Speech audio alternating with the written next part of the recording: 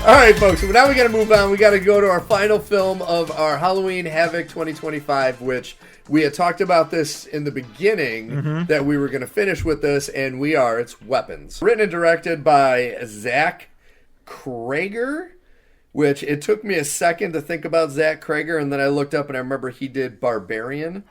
That's why this felt so familiar. Which is a very familiar feeling film to this. Oh, he's from The White Kids You Know. Yeah. I didn't know he was from The Whitest Kids You Know. That's why he looks so familiar. Zach Cregger. He's another one of these guys that started in comedy and took the Jordan Peele approach to do where horror and comedy, according to Jordan Peele, are basically the same thing, just with different outcomes. That makes sense. Yeah. So this is... There will be spoilers in this because it's really tough to tell this story without spoilers. So just so you're aware, if you've not seen it, it is going to be a spoiler-filled. Do you want to do our reviews right away? We'll do a quick review, yeah. So a quick review. The name I give an F. The movie I give an A. I would agree with this. I think the name is garbage. It does not fit this movie. The name is hot garbage, and the movie itself is so complicated. Yes. I walked away from it trying to figure out how I felt about it. And it does and does not have a happy ending. Yeah. It's very okay. That was where I came out too. Was I finished and I was like, oh, okay. Yeah. And my second thought was, would I watch this again? Because it's so interesting. Recently there have been a lot of movies where I give them high grades, but I would never watch them again. Yes. The one that's at the top of the list for me is Poor Things. I love Poor Things. I think Poor Things is a fascinating movie. It's really well written. It's really creepy. It's a little gross, and I don't know if I would ever watch it again. It's just does that make it a bad movie? No, but I'm also not going out to put it in my pantheon of films to watch whenever I want. So is it bad? No, it's in fact a really good movie, but it is going to leave you feeling some stuff. Yeah. So I think we can hit the spoilers we have to put this all into perspective. It is a witch movie. This was where I was going to. It's about a witch. And they kind of bring that up in the initial to the point where it made me wonder why they called it Weapons. Because to go over the beginning premise of the film, you have 17 kids disappear out of one class. Yes. So they just don't show up the next day. Everyone except for one boy. One boy. Which right there, I knew there had to be a connection. The boy is definitely involved. Yeah, exactly. There's something going on here. So the teacher is being attacked by all of the parents who think that she has some inherent knowledge of the situation that she is keeping from them for whatever reason. Which was heartbreaking because she's this young, just sweet teacher Yeah. That everyone is like calling names and threatening. And like being really aggressive. Really fucking aggressive. Really aggressive to the point where it's just like, what do you think she's going to be able to do? There's nothing she can do for you in this situation. So she goes home after getting some booze. And which was like my first thought was like the other teachers tell her, go straight home. Don't, lock the door, go straight home. Don't answer the door for anybody. And she does none of these things. She goes to the liquor store first, picks up booze. Yeah. And then goes home and then gets a series of knocks and ringing on her bell and goes and opens the door. And I'm like, don't open the door. And then she leaves her house to go and inspect her car because someone has written witch on it in red paint. And it's at this point where I'm like, this movie should not be called Weapons. No. This movie should be called Witch Hunt. Yes. There is immediately a premise delivered that there is witchery going on here. Yes. All right. You, within the body of the film, present it as the logical conclusion is that they call her a witch. So call it Witch Hunt, because then all of the stuff with the parents attacking her and everything else, then it makes sense. It runs thematically with the plot. Weapons means nothing. Yeah. Weapons is said once offhandedly by Josh Brolin, almost as a bit, with looking at a gun in the sky. That was so like, what dumb. The fuck is happening? That was the filmmaker going, we need to tie this title to the fucking movie. So we got to go. So okay, so the witch gets these kids because she's living off their life force. Yes, but I think where they get the stupid title from is she can use them as weapons. Yeah. Anyone that's under her spell, she can use them as weapons. But once again, it doesn't fit the movie. No, that well, title. it's like how Josh Brolin, the way that this is delivered to us is by Josh Brolin saying they're like heat-seeking missiles. Yes. They're weapons. They're weapons. And you're like, that's where the title comes from? Yeah. That sucks shit, man. That really sucks shit. That's bad. That's so bad. I spent about 20 minutes before I came up with Witch Hunt. And I was like, Witch Hunt is a way better name for this movie. Than anything else, because it feeds into not just the witch in the story, but also the way that all these people are treating this teacher who's not an innocent person, but is innocent of this crime. Yes. And I think that's what is most interesting about this movie is that no one here is truly innocent. Everybody here has faults. Now, whether those faults are tied back to the crime itself is another story. But all of them are deeply flawed human beings. Well, and what I loved, going off of what you just said, is I love that's how they portrayed the kids that get abducted, because they're all dicks to this little kid that his parents are, it's his aunt who's the witch.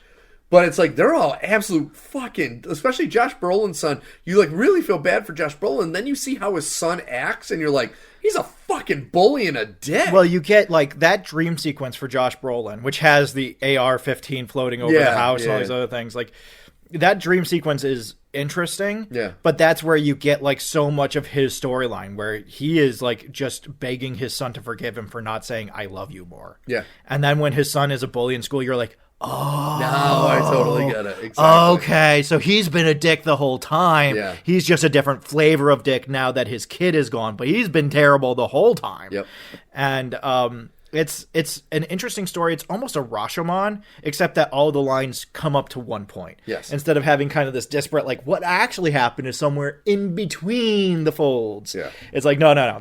We hear this story from a bunch of different perspectives, but they all end in the same place. And I do like I gotta say, originally my favorite Alden Ehrenreich movie was his bit part he had in Oppenheimer. Mm-hmm. This might be my favorite, as just this tortured cop who's a recovering alcoholic, whose ex-girlfriend is the teacher, and he hooks up with her, and his current girlfriend / fiance, or no, are they married? I think they're married. I think they're married. His wife is the police chief who he works for's daughter, who's also an actress. Yeah. And it's like this weird thing, but he's just this really tortured. And the whole scene with him, with the homeless guy where he gets stuck and he punches him in the fucking head because he gets so mad. And then you're like, okay, so he also has rage issues. Yeah. On top of being a recovering alcoholic. Well, like he presents himself as so put together. Yes. Where he's At like, first, I'm so doing everything right. Yes. I'm doing all the things right. Even when he chases down this guy, he does it the right way. Yes. Right? And then when he gets stuck, that's when everything goes to shit, because I guess he has a blood phobia of some kind, or he's afraid of getting AIDS. Yeah. He's so terrified. Yeah, and so he punches the shit out of this junkie and then immediately starts unhooking his cameras and everything, and you're like, oh, so you just are as bad as everybody else. Yeah. You're just as bad as everybody. And then he tries to make a deal with the junkie, and he's like, listen, you crossed me, I crossed you, we both crossed the line, let's just call it even and we'll move away from it. But like the junkie storyline was also really interesting. When the junkie breaks into the house, dude, that scene was just like, what is going on? That was intense. What is going on with all of this shit? And then there's the parents, and he finds a DVD of Willow, and you're like, is this gonna play into it some way? I'm thinking back to all the Bad Morva stuff, and I'm like, where's this going? It also, I guess the through line is that there's witches. The whole of it is just so engrossing. Yeah. You definitely don't look away the entire time. And at the same time, it's so gut-wrenching in moments. When I do Wong love... and his boyfriend? I do love that we have 3 Celestial Marvel characters. Yeah, so you have that's right. You have Thanos calls out the Silver Surfer, who is working for Wong. That's right. I forgot about that. And you have Han Solo fucking. And Han Solo shows up too, just in case. Yeah. No, but like when we go through Wong's storyline, you're like, oh shit. Oh fuck. Dude. Oh, this is where this is going? Oh no. And he just like has a really nice family life. And they just, when his husband brings out like a tray of 9 hot dogs, I'm just like, oh, this is beautiful. And they're talking about cordyceps. These guys are fucked. These guys are fucked. They're so fucked. They don't even know how fucked they are. I didn't expect Wong to headbutt his husband's face into nothingness. Yeah. Like, that was like, holy shit. And the sound. Yeah. Oh, my God. Wong's eyes. Yeah, the bulging eyes. That's so creepy. Dude. That's so creepy. And, like, that was the thing that made you, like, to me anyway, that was the thing that was most upsetting. Was that it's that idea of not only is there a monster, the monster is someone that is pure and innocent in a lot of ways. You know, when Alex the boy, when his parents are taken, you're just like, these were just nice people. Yeah. They didn't. The worst thing was that the husband was like, I don't want to deal with your weird fucking aunt who's creepy and I don't like her and she gives me the skivvies and I don't like it. He was fucking right. He was fucking right. Yeah, he was fucking right. Knew he was bringing the wolf into the house. Yeah. And the makeup on her is so garish, which is the point. So when I went to watch this, the main screen for, you know, the movie and everything on Movies Anywhere is Alex wearing the makeup of his aunt, the witch. And I finished the baseball game and I went to turn this on and I saw that and I looked at the clock and it was like 12:30 in the morning and I was like, is this a good idea? This might not be a good idea, but we went forward anyway. Dude. It took me a minute, too, to realize that was Amy Madigan. Yeah. So for those of you who are unaware of just by name, she's Kevin Costner's wife in Field of Dreams. That's who Amy Madigan is. But she plays the aunt, and holy shit, the makeup on her is fucking unbelievable. Just awful. Just dude, the scene when Josh Brolin goes to the house and the kids are in the basement and he goes to that dark corner and she just pops out of it. Yeah. It scared the living shit out of me. Oh my god. Amazing. Oh my god. So the reason I laugh is because the moment that scared me the most was I was watching this and it was a moment where I think it was after the junkie broke into the house. And so you know something's going to happen, but you don't know what. And so you're just waiting. And my headphones were dying, and I was listening to it on my headphones. I didn't keep up anybody in the house. And so I'm just watching this dark scene of this kid looking around in this house. And suddenly my headphones are like, battery low. And I'm like, oh my God, Jesus fucking... That's good time. Okay, we're okay. Everything's fine. Oh, that's fucking funny. That is so fucking funny. No, I like this movie a lot. I do struggle with elements of it, just like, not in terms of like whether I like them or not, but just in terms of like, I can't even put my finger on it. There's just something about it that I feel like didn't coalesce in a satisfying way to me. Like the movie ended and I was like, okay, the story's over. And I agree that the story's over. But at the same time, I feel kind of let down in a weird way. And I don't know why. Because, once again, it was a happy and not happy ending. So, at the end, the witch gets brutally killed. Oh, my God. By a group and that's of the thing about this 12-year-olds. movie. Is it doesn't really have a lot of violence. There are two scenes that are so brutal that it makes up for, like, all the other lack of violence. Wong killing his husband and then running across town. Yes. And then the kids literally ripping the witch apart. Like, ripping her face off. This group of 17, 12-year-olds just literally ripping this woman doused in apart. blood. Like, those kids are going to be scarred for fucking life just by filming that scene. Yeah, just by filming the scene. I was going to say, if in character story, that's assuming that they come back to themselves, because at the end of this story, it's revealed that they're all still under the spell. Like, the parents are pretty much Neville's parents in Harry Potter, and they're just in a home and catatonic. And then some of the kids start talking again, but some don't. Yeah. And it's like they're so fucked up from this. I think that was a part of it, was that, like, and again, this is the story being well written and well told, is the final part, which is Alex's part. We go through all these different characters. Which was funny because Justine's section is the first section, and her section was so long that when Archer's name came up, I was like, what the fuck is happening now? Right, we're doing the title cards. Okay, that's what's happening. But when we get to Alex's section of the story, it's so dark and malevolent. And, like, watching him feed his parents, watching him struggle to open cans of soup, and you're just like... I felt for that kid so bad. Jesus fucking Christ. Good fucking God. Yeah. Oh my God. And no one's coming to help him. No one can help him. There's nothing that can be done to help him. And even when help does arrive, it doesn't really do anything for him. He still has to solve all of his own problems. You know, Justine comes up and sees him after he's done everything he needed to do to solve the problem. But like the desperation of that moment was so dark and malevolent to me that it almost like it was too dark. Yeah. And not in a like I don't like this movie now, but in a man, this is a really good movie, but this sucks. This like that's how you know this is a good movie, is because it makes you feel this way. Yeah. So it has to be a good movie, because otherwise you wouldn't have this emotional reaction to this situation that you're in.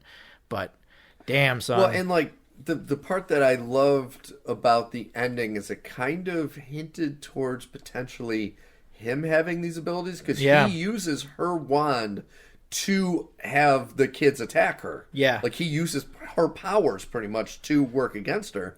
And it's like, all right, what does that mean? Where does this go? Like, is he, because he's obviously going to be immensely traumatized for the remainder of his life. Is he going to turn into what she was? There's also this element where they say that he goes to live with his other aunt, who's a good aunt. Good witch. And this was where my brain went. Willow, the good witch and the evil witch. Yep. You know, there's always a good one and there's always an evil one. Yep. We took care of the evil one, so what's going on with the good one? And just so many elements of this that I found fascinating. I will say, it almost went too far at the end in this isn't serious anymore, this is now funny, and I don't think that this is the right tone. When the kids are just ripping through every building in the neighborhood and just jumping through every glass panel and exploding through every door, I was like, okay, I think we've gone too far in another direction. Yeah. I don't know what this is, but you have all these scenes of this witch running through this suburban neighborhood screaming, and all these people turning and looking at her, being followed by 17 children all screaming after her. And I'm just left being like, I'm so conflicted inside, because I'm worried about the kids. I'm worried about what this spell is doing to them. Yeah. I'm worried about the implications of everything that's going on with this. But this is also objectively hilarious. Yeah. It was a horror movie version of Ferris Bueller. Yes. At the end. Yes. Yeah. And like even Josh Brolin walking through people's houses. And the women freaking out. There's a guy! There's a guy in the house now! And I'm just like, is this supposed to be funny? Yeah. Is this supposed to be dramatic? Am I supposed to be worried about the witch? Is this revenge porn? I don't know what this is supposed to be tonally. I just can't tell. Yeah. Because it's so over the top watching these children explode like the Hulk through these houses. Yeah. And you're just left being like, what I don't know what to do with this, man. Yeah. I don't know. It's all this drama and all this fear and all this tension, and then this very kind of silly ending that becomes gruesome again. Oh my God. And you're just left being like, I think that's why I kind of walked out of this movie being like, I don't know what to do with it. Yeah. Because that whole section of the movie, it's how I imagine a lot of people felt after 28 years later when the Power Rangers showed up. And you were like, okay, so we had all this beauty and all this darkness and all this, like, the balance and darkness of light and of life and all these other elements. And then the Power Rangers show up and you're like, what the fuck what's happening? Yeah. That's kind of how I felt here, of just like, so are all the kids okay? Yeah. Because they just like ransacked an entire neighborhood. I feel like some of them should be dead. I feel like some of them should be mortally wounded. You know, this is I don't know. These kids all suddenly became Arnold Schwarzenegger or the Juggernaut. It was interesting. It was a fascinating way to end the movie. I also kind of like, again, you know, we can get into semantics of Josh Brolin gets controlled at the end of the movie, but he comes back to himself like immediately. So is it a timing issue? Is it time spent under the spell? It's like if you're under the spell for a length of time, because the parents were under the spell for like the longest of anybody. Weeks. Yeah. Well, the 17 kids were gone for a month. So the parents were under for over a month. Yeah. And the kids were under for a month. So him only being under for like an hour, or not even, like 20 minutes or whatever. Yeah. I could see that, like him snapping back quick. But yeah, no, it was like I said, I enjoyed it. I agree with you. I don't know if I'll ever. Like, it's not on my list to necessarily watch. I'm not going to come back to this next Halloween and watch it again. It might be a next Halloween thing because overall, it was a really good witch story. Yes. Which once you look at it as that, you're like, okay, there's not a lot of good witch movies. Which, again, I feel like is an undermining of the name Weapons. Yeah. Where it's like, by calling it Weapons, you kind of rob your audience of some level of agency into what they're getting into. Which, again, I understand. Mm. I understand why you would do that, right? I get it. But at the same time, it does feel like I can't understand what this movie is because this movie is parading around like it's something else. Yeah. And you're just like, not in terms of like it's promoting itself as not a horror movie, but in terms of like the name that it has means nothing. Yeah. It means nothing within the body of the plot. And I don't know. It's complicated. It's definitely a tricky movie. But like if I were to look at this versus Late Night with the Devil, I would much rather watch Late Night with the Devil again than watch this again. Yeah. What does that say? I don't know. I don't know what that says. But like in terms of the two, there's one that I would much rather watch than the other one. And it's not because Weapons is a bad movie. I think it's because it's too good a movie. Yeah. I think that's the problem. And I just wanted to double check something because I do remember now so the aunt's name is Gladys. They could have just called the movie Gladys. Yeah, Gladys would have also worked. And the whole beginning is you're like, who the fuck is Gladys? Who the fuck is Gladys? And then when you start to hear these things, you're like, oh, yeah. I'm starting to see it now. Yeah, exactly. Yeah, no, Weapons was a terrible name. Weapons is a terrible name for this movie. That's up there with Wii U. It's like the worst names ever. It's just terrible. Yeah. You remember when they came out with the iPad? Yeah. It's same level of like, just Jesus Christ, guys. How did you come up? You had so many people in a room all talking about this, and this was where you ended up? How did everybody come to this conclusion? Yeah. Who was the producer? Because what I really want to know is, what was this movie called in its script form? This really feels like a producer coming along afterwards and saying like, no, we can't call it that. We got to call it this. Yeah. And it's like, why? I don't get it. The title sucks. The title is terrible. The movie's great. The title is terrible. And the ending, part of me, I'm a very happy person and I appreciate happy endings, but part of me does also like it when the bad guy wins. Mm-hmm. And kind of in a little way, the bad guy won in this because the kids and the adults are so fucked up after this. Well, like the last line of the movie is some of the kids started talking a year later. Yeah. That's the last line of this movie. Yep. Jesus, but they don't say like how much or how what much, condition. what, yep. What level of cognitive nature they had after this. And it's just, Jesus Christ. Yeah. But Justin Long showed up for no reason. Dude, that was hilarious. So weird. I was just like, what the fuck? I looked it up. His wife, Justin Long's wife in the movie, is the wife of the filmmaker. Oh, okay. So that's why she's here. But Justin Long showed up, and I was like, that was really... I'm a Mac? What's I'm a Mac doing here? And I was expecting him to maybe, like, okay, now that he's introduced, does he have a bigger He's going to be a part of... No, he's gone. Yep. He comes in because his wife in the story won't let Josh Brolin look at their security tapes. So Josh Brolin waits for the dumb husband to come home and then is like, hey, we know each other. And the guy's like, oh, yeah, I kind of do know you. Yeah, come on in. We'll look at your tapes. Yeah. It's like, okay. And then he never comes back again. Nope. And I love Justin Long, but I was just like, why is... Okay. No, it's fine. I'm not going to get hung up on this, but it's... I don't know why he's here. Yeah. I'm not sure what that is. And what's weird about it is the day before I saw this movie, I don't know why, I got on this thing of watching...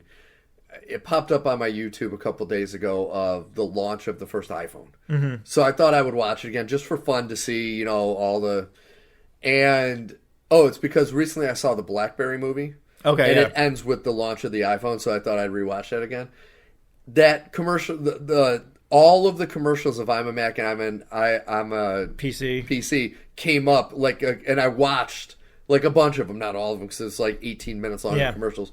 But I watched it right before the fucking Justin Long thing, and I was like, oh, that's weird. And then he shows up for 2 seconds. He just shows up with a goatee, and then he's gone. And you're like, was that Justin Long? He's just gone. I love Justin Long. I do. The last thing I wanted to say on this is I think the most fascinating part, not the most fascinating part, I think one of the really interesting elements of this movie is the relationship people have with each other. Yes. Where, like, since everybody's flawed, all of the relationships are deeply flawed. Yep. And so you look at Justine and Paul. and they are just two extremely flawed Yeah. people who hang out and have sex on occasion. But that's why I loved when they separated their two stories, because when Justine's story ended, it looked like Paul had turned down having a drink and was just going to, like, leave. Yeah. But then when you go to his story, after he got stuck, and then he gets drunk and fucks her, and you're like, oh, okay, that's where this is all going. Because you have a certain view of him, and then that completely changed. Yeah, where did this all come from? Oh, my God. God. He's an alcoholic. Oh, he's in an unhappy marriage. Oh, yes. His boss is his father-in-law. Okay, I'm starting to see the pieces come together.